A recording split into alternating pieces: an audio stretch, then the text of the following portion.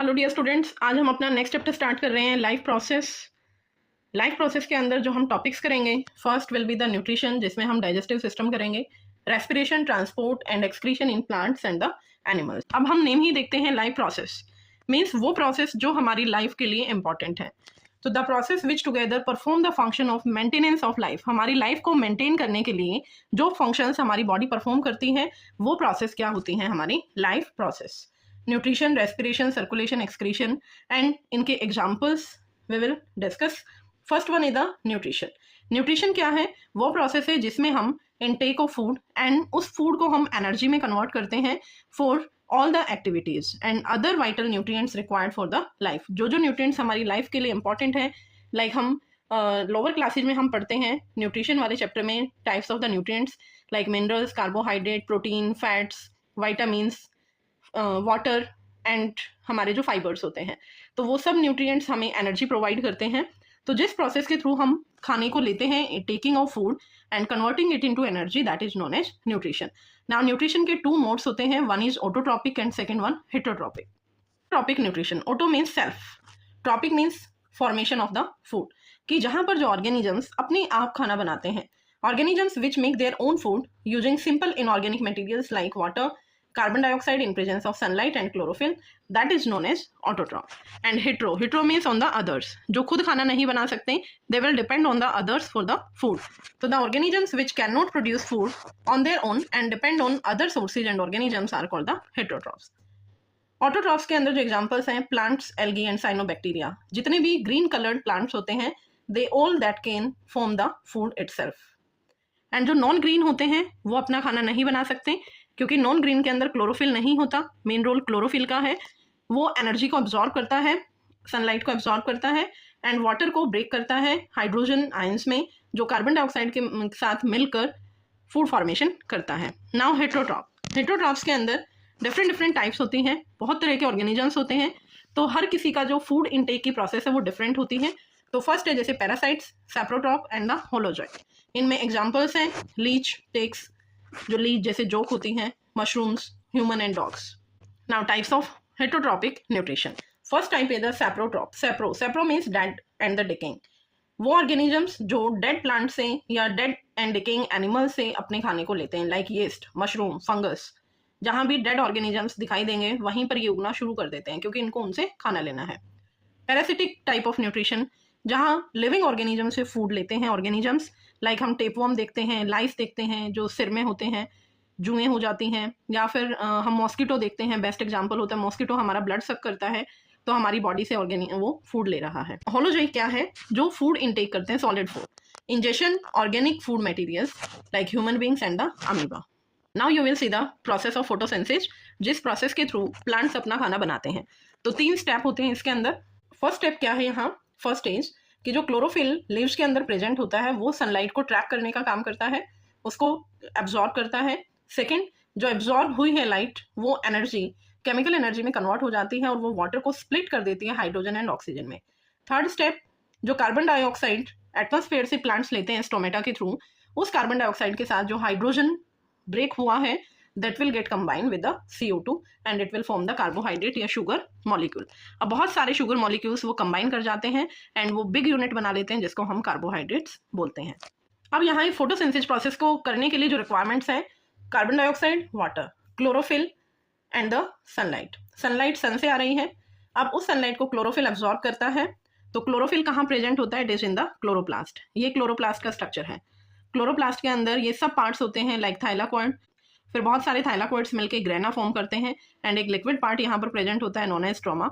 यहाँ पर carbon dioxide and water आते हैं, सनलाइट ट्रैप होती है एंड इसके अंदर ही वो पूरी प्रोसेस होती है।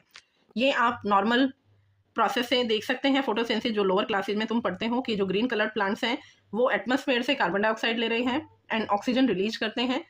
नेक्स्ट, स्टोमेटा का रोल होता है। स्टोमेटा का काम होता है कार्बन डाइऑक्साइड को एब्जॉर्ब करना एंड ऑक्सीजन को बाहर करना। ये स्टोमेटा का स्ट्रक्चर है, एक्सचेंज ऑफ गैसेज करता है ये O2 एंड CO2 एंड अगर ज़्यादा एक्सेस अमाउंट में वाटर है प्लांट के अंदर उसको बाहर निकालने का काम करता है by the transpiration. This is the structure of stomata.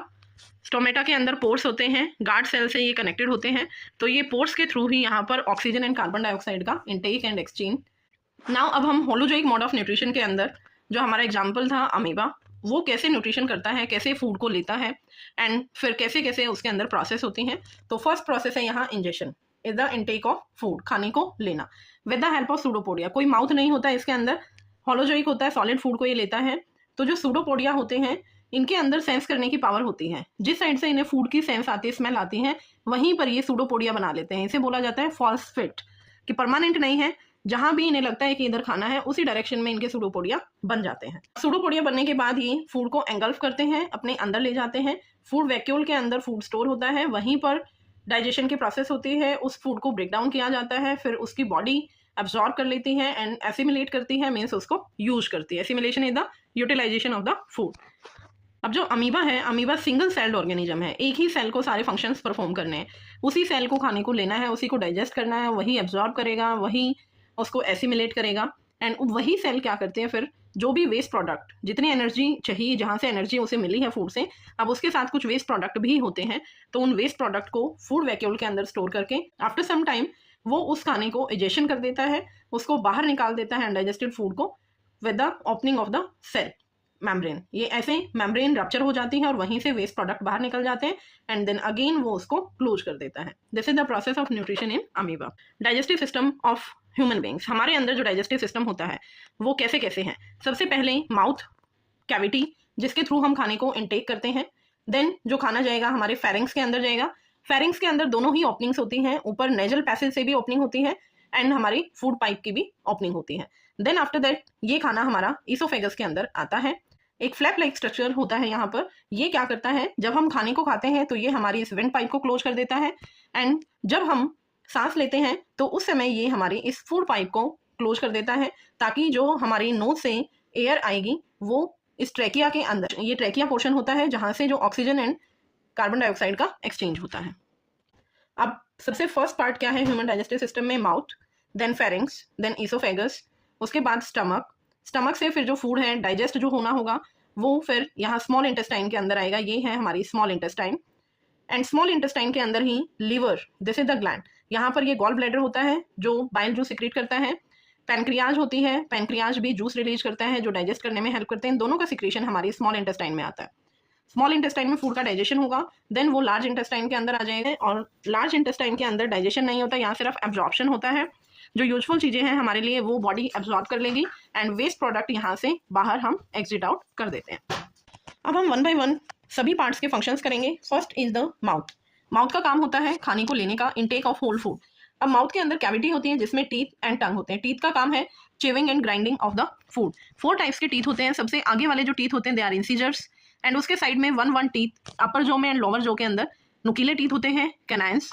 After that premolars होते हैं एंड देन मोलर्स होते हैं। टंग का काम है फूड को रोल करने का एंड इसके अंदर कुछ टेस्ट बर्ड्स होती हैं जिसकी हेल्प से हमें स्वीट, सॉल्टी या फिर कोई सोर टेस्ट होता है उसका पता चलता है। अगर टेस्ट बर्ड्स हमारी काम ना करें तो हमें कुछ भी नहीं पता चलेगा फूड का क्या टेस्ट है या कोई भी चीज़ हम खाते हैं। एंड देन स्वेलो करने का, पुश डाउन करने का काम करता है फूड को। एंड माउथ में ही सलाइवरी ग्लैंड्स होती है, 3 सलाइवरी ग्लैंड्स होती हैं। ये यहाँ पर आप देख सकते हैं, एक अपर जो के पास है, देन लोअर जो के अंदर 2 होती हैं। फर्स्ट वाली है हमारी पैरोटिड ग्लैंड, सेकेंड सब mandibular gland and third one is the sublingual gland. Glands का काम होता है सलाइवा सिक्रीट करने का, जो हमारे फूड को डाइजेस्ट करने में हेल्प करता है। तो फूड में सलाइवरी अमाइलेज एंजाइम होता है जो स्टार्च को डाइजेस्ट करने का काम करता है। जो खाना हम खाते हैं उसमें 3 चीज़ें होती हैं मेनली जिसको डाइजेस्ट करना होता है, पार्ट्स में ब्रेक डाउन करना होता है।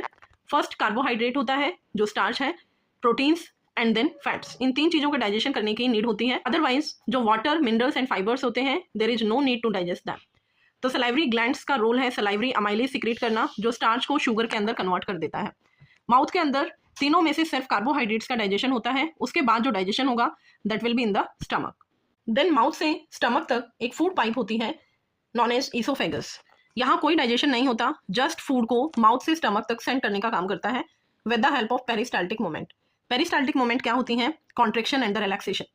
ये एक ट्यूब होती है ईसोफेगस जिसके अंदर मसल्स होती हैं, जहाँ खाना होता है वहाँ वो रिलैक्स हो जाती हैं एंड फिर खाना नीचे आएगा। ऊपर से प्रेशर होता है, यहाँ से जैसे ये प्रेशर लगाएगा खाना नीचे आ रहा है, फिर इधर से आगे से प्रेशर अप्लाई करेगा, यहाँ रिलैक्सेशन होगा, ये कॉन्ट्रेक्शन में आ जाएगा।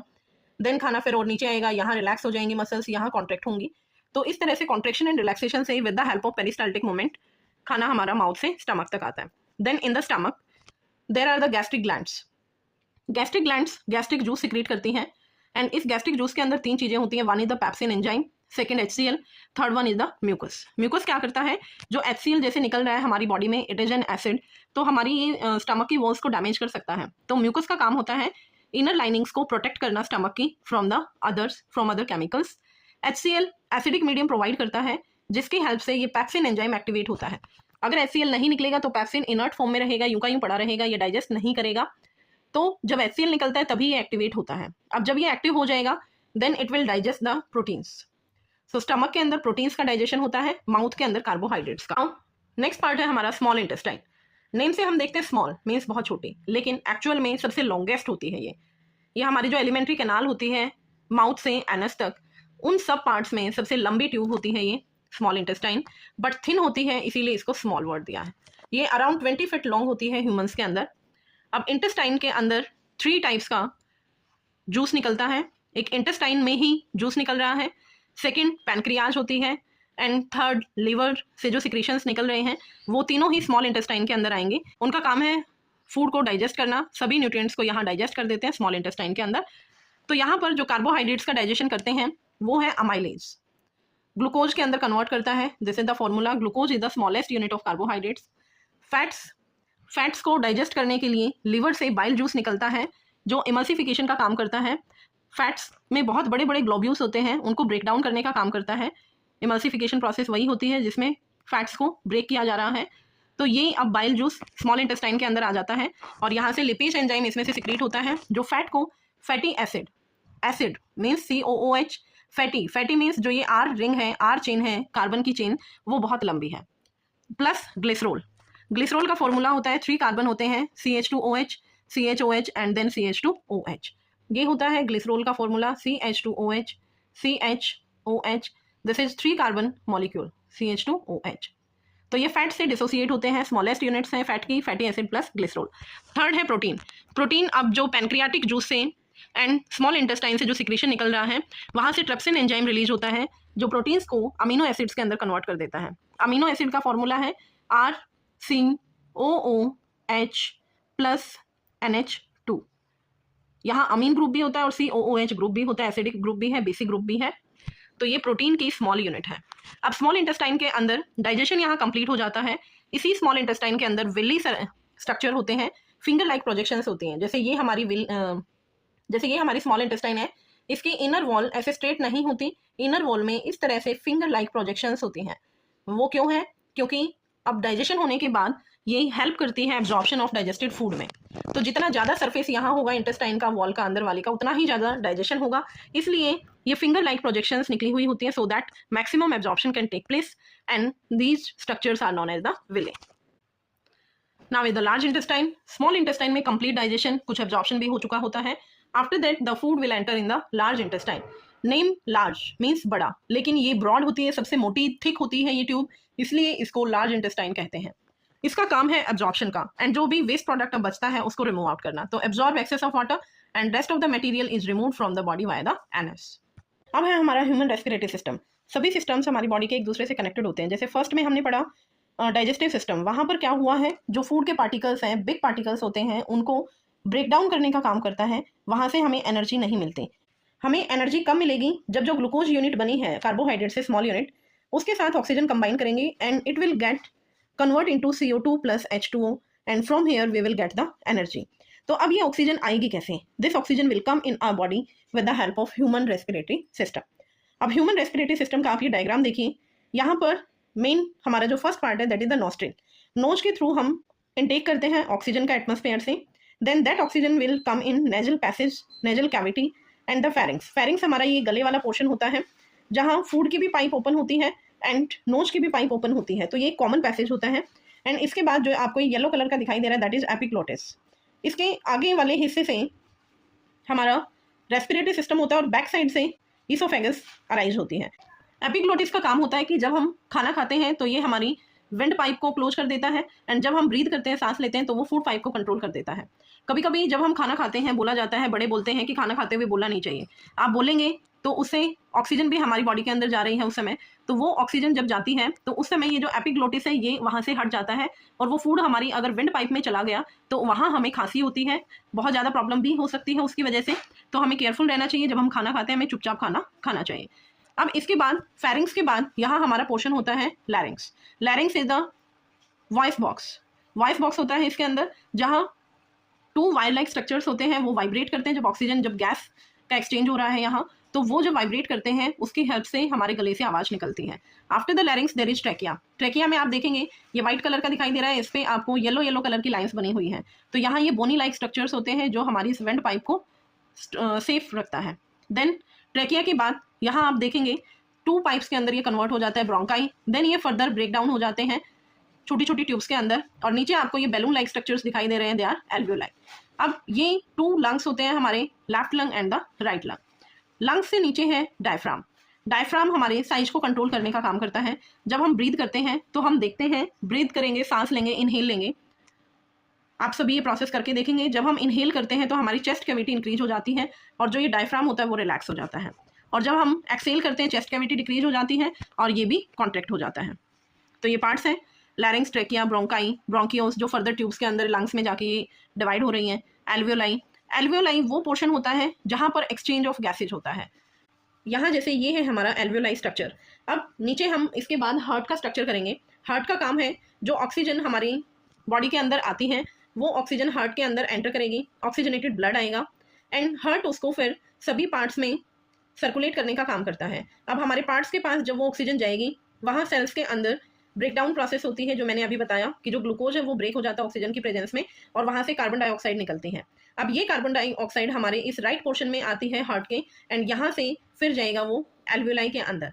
तो ये जो ब्लड आ रहा है, here is carbon dioxide, and फिर अब क्योंकि एल्वियोलाई के अंदर लंग्स के थ्रू, ट्रैकिया, नोज के थ्रू ऊपर से ऑक्सीजन आ रही है, तो यहाँ एक्सचेंज ऑफ गैसेज होता है। बहुत पतली पतली सी ट्यूब्स होती हैं, कैपिलरीज इट्स नेम्ड एज। तो यहाँ से ऑक्सीजन हमारे हार्ट के अंदर, फिर हार्ट पंप करेगा, फिर वहाँ से जो कार्बन डाइऑक्साइड आएगी वो हमारी एल्वियोलाई के अंदर जाएगी, और वो फिर बाहर एग्जिट आउट कर जाएगी। ये इनहेलेशन एंड एक्सेलेशन प्रोसेस है। इनहेल करना मीन्स ऑक्सीजन को लेना।